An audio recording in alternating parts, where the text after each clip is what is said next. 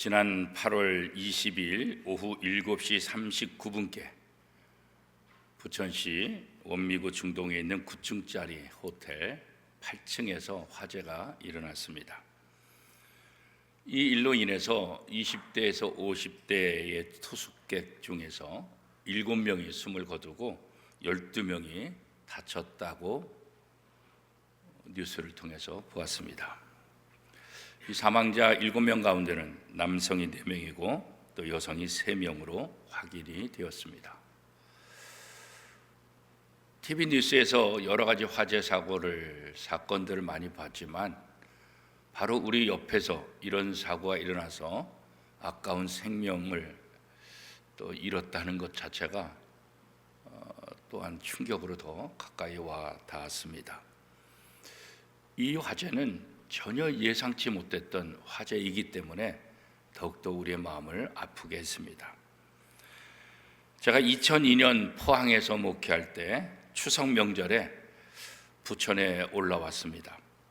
그런데 포항에서 추석 명절 기간 동안 연락을 받았는데 그것은 다름이 아니라 태풍으로 인해서 교회 십자가 종탑이 무너져서 교회 지붕이 뚫어졌다, 그 보고를 받았습니다. 그래서 명절 다 마치지 못하고 다시 포항으로 내려가서 또 그것을 또 정리하고 또 조정하는 그런 일들에 상당한 시간이 걸렸던 것을 기억합니다. 그때 태풍이 바로 우리가 잘 알고 있는 루사라는 태풍이었습니다. 얼마나 강했던지 그 당시 장로님 댁이 바닷가 근처에 있는 아파트였는데 그 아파트 창문들이 그냥 완전히 다 깨져버려서 화장실에 들어가서 숨어 있었다 얘기할 정도로 굉장히 위험하고 또 나무들이 다 뽑히고 하여튼 이때 루사로 인해서 전국적인 태풍의 피해가 어마어마한 것으로 지금도 기록을 하고 있습니다. 이 루사, 또 우리가 잘 알고 있는 매미, 그 다음에 2010년에 있는 곰파스, 또 2020년에 흰남노, 이런 아주 거대한 태풍들이 우리를 굉장히 놀라게 하고 또 여러 가지 물질적인 피해를 주고 예상치 못한 그런 고통을 우리에게 안겨다 주었습니다. 그래서 이 추석을 앞두고 종종 이 태풍, 거대한 태풍이 오는 것을 우리는 몇 년 동안 계속해서 지켜보았습니다. 우리 인생에도 보면 이렇게 예기치 않은 화재, 예기치 않은 태풍이 우리의 삶 속에 몰아칠 때가 있습니다. 전혀 예상치 못했던, 전혀 준비하지 못했던 그런 아픔으로 인해서 너무나 힘든 그런 경험들을 우리가 하기도 하고 또 우리 주변 사람들을 통해서 그런 것들을 보게 됩니다. 재산을 잃고 때로는 명예를 잃고 또 가족이 희생당하기도 하고 뭐 여러 가지 지금까지 우리가 평생을 통해서 아니 수년 동안 읽어놓았던 그 모든 것들을 한순간에 다 잃어버리는 그런 화재 같은 경우, 그런 태풍 같은 경우가 우리 인생 속에서도 일어날 수 있다는 것입니다. 이스라엘은 이 지구상에 있는 여러 민족 중에서 정말 신기한 민족들입니다. 왜냐하면 화재와 태풍 같은 그런 강력한 그런 일들이 이 민족들 가운데 계속해서 일어났기 때문입니다. 화재에 비하고 또 태풍에 비하는 것보다 사실 이스라엘 백성들이 당하는 그 역경들은 훨씬 더 큰 것을 우리는 성경을 통해서 너무나 잘 알고 있습니다. 그런데 이스라엘이 신기한 것은 그런 여러 번의 강력한 역경이 있음에도 불구하고 그 뿌리가 뽑히지 않았다는 거죠. 태풍 속에서도 뿌리가 뽑혀나가는 그런 나무가 있는가 하면 뿌리를 이렇게 그 나무가 견디는 그런 나무가 있는데 그 이유 중에 하나는 뿌리입니다. 뿌리가 강하게 내려 있으면은 뿌리 뽑히기가 쉽지는 않죠. 그러나 약하면은 뿌리가 쉽게 뽑히게 되는 거예요. 이스라엘 백성들은 어느 민족보다도 굉장히 강한 민족이다, 그렇게 얘기할 수 있는 것은 그 수많은 역경을 견디면서 뿌리가 뽑히지 않았다는 거예요. 오늘의 역사까지도 이 이스라엘이 그런 과정들을 겪고 있는 것을 우리가 잘 알고 있습니다. 적은 숫자로도 세상을 지배하는 것, 수많은 전쟁을 겪으면서도 끝까지 살아남는 것, 그죠? 결국 이스라엘이 이렇게 될 수 있었던 이유가 뭘까? 그런 것들을 우리가 이제 종종 생각하게 되지요. 그들에게 있어서 가장 중요한 것 중에 하나가 하나님을 향한 신앙. 이 신앙이 그들에게 뿌리가 되어서 우리는 하나님의 선택받은 백성이다. 선민사상, 그죠? 하나님이 언제나 우리와 함께 하신다. 이런 신앙을 통해서 그들이 그런 모든 역경들을 이겨나갈 수 있었다라고 우리는 이제 생각을 하고 있습니다. 사실 이스라엘이 세워진 그 배경이 무엇입니까? 애굽의 노예잖아요, 그렇죠?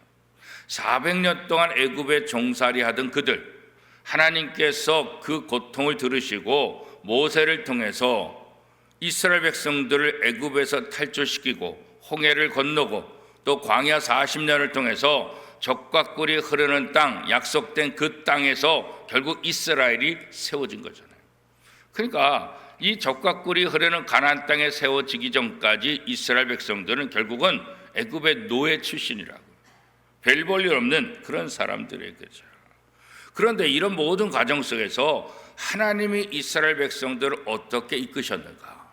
하나님의 도우심 속에서 이스라엘을 어떻게 정착되고 어떻게 성장하고 어떻게 자리를 잡고 있는가? 그것을 우리가 잘 알 수 있지 않습니까?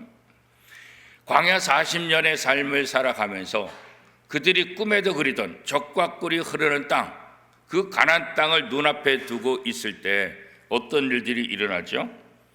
그 땅에는 이미 다른 민족들이 다 살고 있잖아요. 하나님께서 이스라엘 백성들에게 주시겠다 약속은 했지만 빈 땅이 아니잖아요. 이미 각자 오랫동안 여러 지파를 통해서 그 땅을 차지하고 거기에 살고 있다고요. 그곳 사람들과 전쟁을 할 수밖에 없는 그런 상황들, 그죠?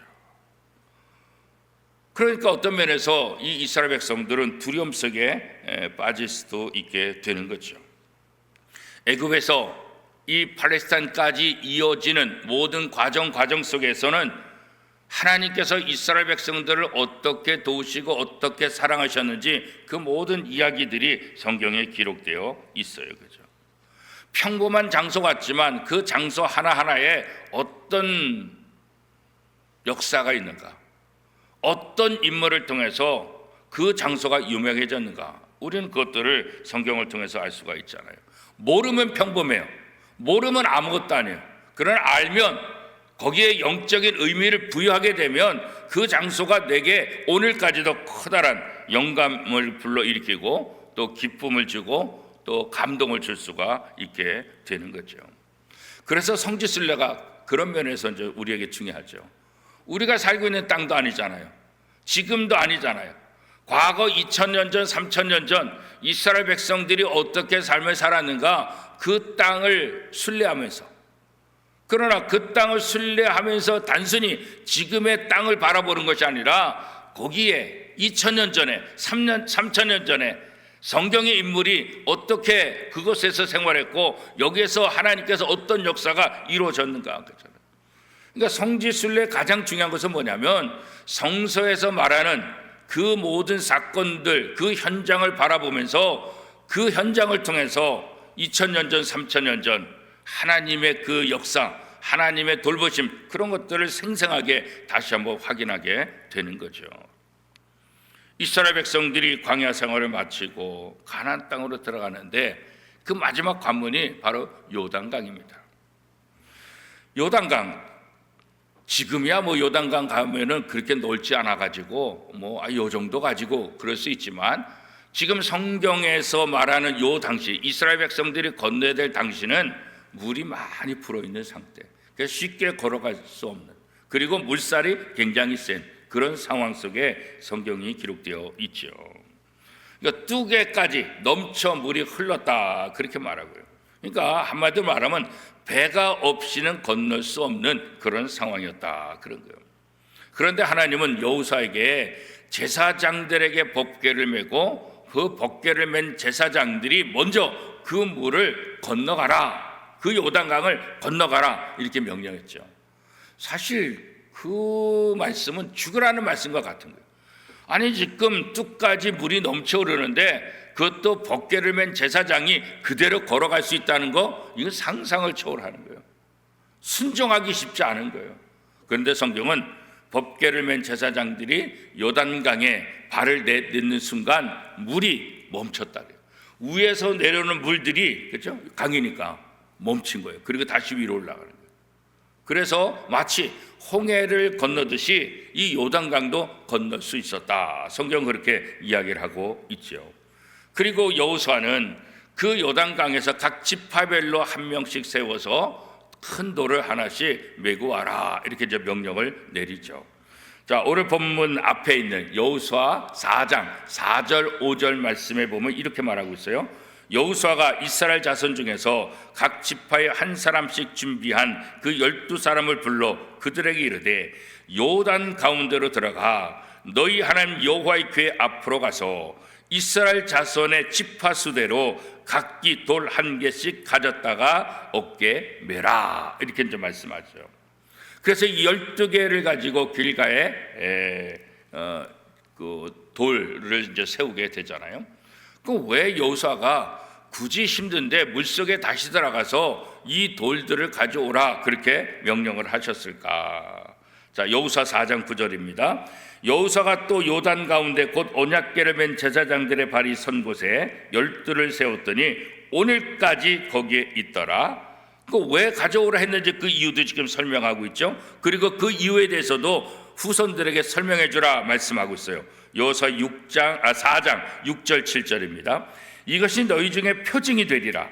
후일에 너희의 자손들이 물어 이르되 이 돌들은 무슨 뜻이냐 하거든 그들에게 이르기를 요단물이 여호와의 언약궤 앞에서 끊어졌나니 곧 언약궤가 요단을 건널 때에 요단물이 끊어졌으므로 이 돌들이 이스라엘 자손에게 영원히 기념이 되리라 하라 하니라.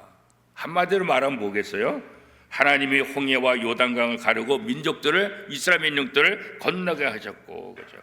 그 모든 과정 속에서 모든 역경들을 이기게 하셨고, 이런 과정을 통해서 이스라엘은 하나님이 선택한 민족이다. 앞으로도 하나님의 도움 속에서 이스라엘은 잘 될 것이다. 이런 것들을 한마디로 설명해 주고 있는 것 아니겠어요? 그죠? 시간이 흘렀는데 그 돌들은 여전히 서 있는 거예요. 그죠? 강바닥에 있던 그 돌들을 여호수아가 그 12개의 돌을 세우라. 기념비를 세우라. 그 기념비를 볼 때마다 뭘 생각할 수 있겠어요? 이스라엘을 도우시는 하나님의 능력을 생각하죠. 그리고 이스라엘 향한 하나님의 사랑도 생각하지 않겠어요? 그죠? 이스라엘이 그냥 세상에 사는 많은 민족들 가운데 하나다, 그것이 아니라 그냥 세상 사람과 똑같은 사람이다, 이것이 아니라 이스라엘은 수많은 역사 가운데 존재하는 특별한 나라고, 이스라엘 백성들은 이 땅에 있는 수많은 사람들이 아니라 특별한 하나님의 백성이다. 이 돌들을 바라보면서 하나님께서 이스라엘을 어떻게 도우셨는지, 하나님께서 이스라엘 백성들을 어떻게 구원하셨는지 이것이 표징, 증표가 되리라, 바로 그렇게 얘기하고 있는 것 아니겠어요? 이것은 먼 옛날의 이야기 아니라 이 돌들을 바라볼 때마다, 그렇지, 하나님이 우리 조상들, 하나님 우리 민족에게 이렇게 해주셨지, 그 하나님이 지금 나의 하나님이지, 그 하나님이 지금 나에게도 이런 역사를, 이런 도우심을, 이런 능력을 베풀어 주시는 하나님이 맞지, 이거 기억하라는 거야. 이거 기억하라는 거야. 이스라엘 백성들에게 바로 그것을 가르치기 위해서 하나님은 여호수아를 통해서 12개의 돌을 가지고 기념비를 세우라, 그런 거죠. 어떻게 보면 그냥 흔한 돌이에요. 그러나 그것이 여호수아를 통해서 요단강을 건넌 것을 기념하여 세운 돌비라고 할 때는 전혀 다르죠. 그냥 돌이 아니라 하나님이 함께하는 돌, 그렇잖아요. 우리도 모르면은 그냥 의미 없이 지나가잖아요. 그런데 그 의미를 깨닫게 되면 아, 이렇구나, 그렇죠. 성지순례 할 때도 마찬가지죠. 우리가 모르고 지나가면 아무런 의미가 없어요. 그런데 성지순례 가이드가 이 장소는 성경에 나와 있는 이런 장소입니다. 이 장소의 과거에 누구를 통해서 이런 일이 일어났습니다. 그렇게 설명해 주면 우리는 그렇구나. 의미를 깨닫게 되면 그 장소를 다시 보게 돼요. 그리고 반드시 사진을 찍잖아요. 그냥 가지 않아요. 사진을 찍어서 오래오래 두고 싶은 그런 마음이 있게 되는 거죠. 그렇죠? 그런데 문제는 시간이 지나다 보면 그 의미를 자꾸 잊어버리게 된다는 거예요. 그렇죠? 이스라엘 백성들에게 더 이상 그것이 의미 없이 그 돌을 보더라도 아무런 생각이 없는 거죠. 그렇죠? 그 돌들을 바라보면서 이 돌들이 무슨 의미입니까? 라고 묻지도 않는 거예요. 관심이 없는 거예요. 왜 그럴까요? 이제는 하나님 없이도 잘 살 수 있다. 이제는 하나님 없이도 내가 원하는 대로 삶을 살 수 있다. 그런 생각들을 갖다 보니까 이스라엘 백성들이 이 돌들에 대해서 관심이 없어지는 거예요. 그렇죠? 유월절을 지켜도, 맥추절을 지켜도, 안식일을 지켜도 의미를 가지고 지키지 않아요. 그냥 습관적으로. 그런 이스라엘 향해서 하나님께서 다시 한번 경고하죠. 내가 준 복으로 가나안 땅에서 잘 먹고 잘 살게 되면서 너희가 내 은혜를 잊어버리고 모든 과거를 잊어버리고 너희 조상들이 그런 모습에서 이제는 벗어나서 이제는 마음과 뜻과 정성을 다해서 하나님을 섬겨라. 이게 하나님께서 성경을 통해서 이스라엘 백성들에게 반복적으로 해주신 거죠. 하나님의 은혜를 느꼈던 그들이 어느 순간 습관이 되고 하나님의 은혜를 잊어버리고 아무런 생각도 없이 삶을 살아가는 거죠. 조상이 건넌 홍해와 요단강 이야기 더 이상 의미가 없는 거예요. 그죠? 신앙의 공동체로서 어떻게 하나님을 잘 섬길까? 여기에 더 이상 관심이 없는 거예요. 그러면서 이스라엘은 점점 약해지기 시작하는 거예요. 영적 의미는 다 사라지게 되고 외형적인 습관적인 그런 절기들만 지키는 것, 이것이 반복되다 보니까 무슨 의미가 있겠어요. 그죠? 오늘 우리도 그럴 수 있어요.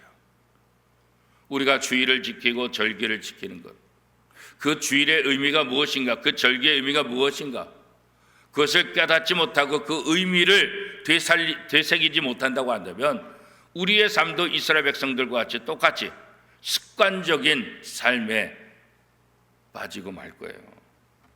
그래서 하나님은 모세를 통해서 여호수아를 통해서 앞으로 이스라엘 백성들이 적과 꿀이 흐르는 그 가나안 땅에 정착할 때 하나님을 모를까 봐, 신앙생활을 하지 않을까 봐, 우상을 숭배할까 봐 반복해서 신앙교육을 강화했던 것을 우리는 성경을 통해 너무나 잘 알고 있습니다. 오늘 우리의 자녀들이, 우리의 손주들이 교회를 바라보면서 저 십자가를 바라보면서 저 십자가가 무슨 뜻입니까? 저 십자가가 뭐예요? 그렇게 물을 때 우리가 뭐라고 대답할 수 있을까? 그죠? 저 십자가가 그저 십자가가 아니라, 그냥 액세서리 십자가가 아니라 저 십자가에서 예수님께서 못 박혀 돌아가셨고 그 예수 그리스도의 십자가 죽음을 통해서, 거기서 피 흘림을 통해서 우리의 모든 죄가 용서함 받았고 하나님이 우리를 살리셨다는 이 의미가 가미되지 않는 십자가를 본다고 한다면 그냥 십자가는 단순히 액세서리에 불과할 거예요. 저 십자가의 의미를 할 때, 저 십자가를 바라볼 때 우리 속에 감동이 있고 저 십자가를 바라볼 때 우리 속에 은혜가 있게 되는 것 아니겠어요? 오늘 우리 자녀들에게 단지 그냥 습관적으로 예배를 드리게 하는 것이 아니라 그 의미를 하나씩 깨닫게 하는 것, 이게 굉장히 중요한 것이죠. 이스라엘 백성들이 습관화되는 그 모습들, 사실 오늘 한국교회를 바라보면 그 모습을 그대로 담고 있다. 너무나 습관화되고 있는 우리의 신앙생활. 이제 9월 달을 맞이하면서 우리가 다시 한번 우리의 신앙을 한번 되돌아봤으면 좋겠다. 이스라엘 백성들처럼 하나님의 은혜를 잃어버리고 습관에 되어 갖고 있지는 않는가. 이 12개의 돌들을 세워서 이 돌의 의미가 무엇인지를 깨닫게 해주기를 그토록 원했지만 후손들은 아무런 관심이 없이 그 돌을 바라보고 하나님과 전혀 상관없는 그들의 육신적인 욕심을 위한 그런 삶을 살아가는 그 모습들, 오늘 우리 속에 그대로 담아있지는 않습니까? 그죠? 신앙생활하면서도 아무런 변화도 없고 신앙생활하면서도 세상 사람들에게 복음을 전하지 않는 우리들의 모습, 그죠? 우리가 우리의 자녀들에게 어떻게 이 신앙을 잘 전수할 수 있을까? 이 돌들은 무슨 뜻입니까? 하거든 어떻게 대답하라고 말씀하고 있습니까? 오늘 본문 다시 한번 읽어볼까요? 여호수아서 4장 20절에서 24절까지 말씀 같이 한번 한 목소리 읽겠습니다. 여호수아가 요단에서 가져온 그 12돌을 길갈에 세우고 이스라엘 자손들에게 말하여 이르되 후일에 너희의 자손들이 그들의 아버지에게 묻기를 이 돌들은 무슨 뜻이니까 하거든 너희는 너희의 자손들에게 알게 하여 이르기를 이스라엘이 마른 땅을 밟고 이 요단을 건넜음이라. 너희 하나님 여호와께서 요단물을 너희 앞에서 마르게 하사 너희를 건너게 하신 것이 너희 하나님 여호와께서 우리 앞에 홍해를 말리시고 우리를 건너게 하심과 같았나니 이는 땅의 모든 백성에게 여호와의 손이 강하신 것을 알게 하며 너희가 너희 하나님 여호와를 항상 경외하게 하려 하심이라 하라. 하나님께서 여호수아를 통해서 12개의 돌을 가지고 기념비를 세우라 하신 목적이 무엇입니까?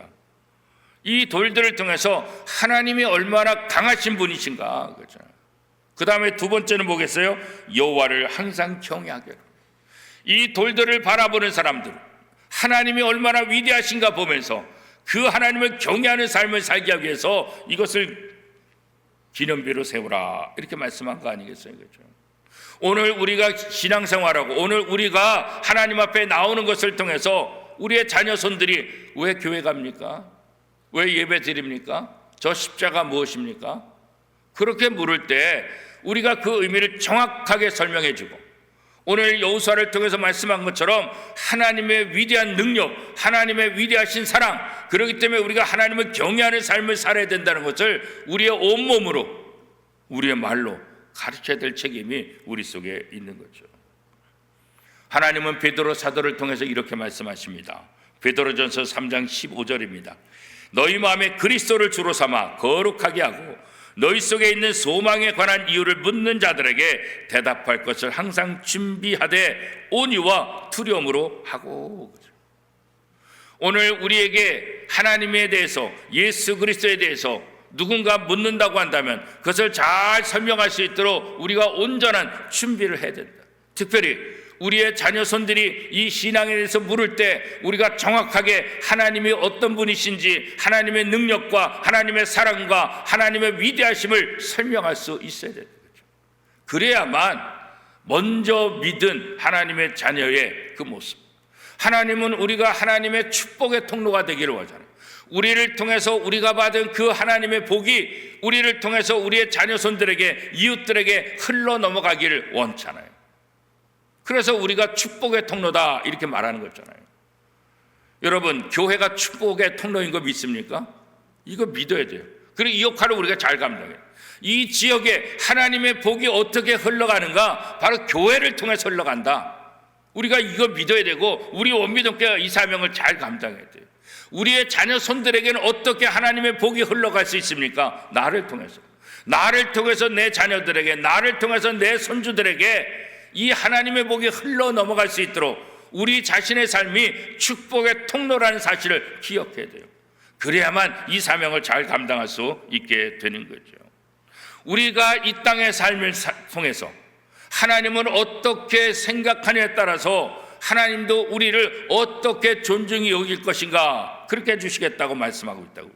사무엘상 2장 30절 말씀입니다. 그러므로 이스라엘의 하나님 나 여호와가 말하노라.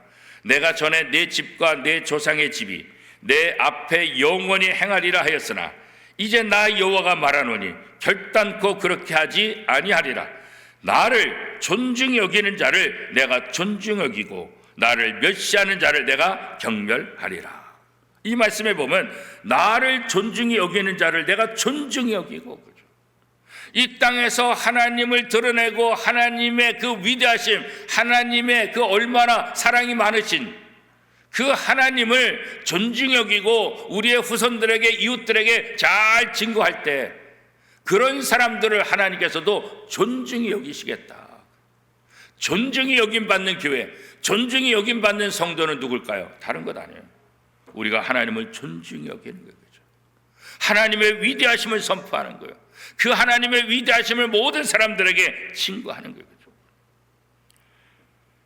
우리가 우리의 자녀 손들이 우리가 믿는 하나님, 우리가 믿는 신앙에 대해서 이것이 무슨 뜻입니까? 라고 물었을 때 우리가 어떻게 대답할 수 있습니까? 어떤 면에서 말로 잘 설명할 수는 있어요. 그러나 삶으로 설명이 안 되면 우리의 말하는 것도 별 의미가 없을 거예요. 이스라엘 백성들에게 하나님은 말뿐만 아니라 하나님의 그 사람들을 그때그때 세워서 그 삶을 통해서 하나님의 음성을 또 보여주신 것을 우리가 잘 알고 있습니다. 이 시대, 우리 원미동교회가 또 저와 여러분이 이 시대 속에서 우리 주변에 있는 사람들에게 또 우리의 자녀손들에게 하나님의 말씀을 증거하는, 그래서 우리를 통해서 하나님은 위대하시고 하나님은 능력이 있으시고 그렇기 때문에 우리가 하나님을 경외하는 삶을 살아야 되겠다, 이런 결단을 할 수 있도록 우리가 그런 통로 역할을 잘 감당하는 우리 교회와 성도들이 될 수 있기를 축복합니다.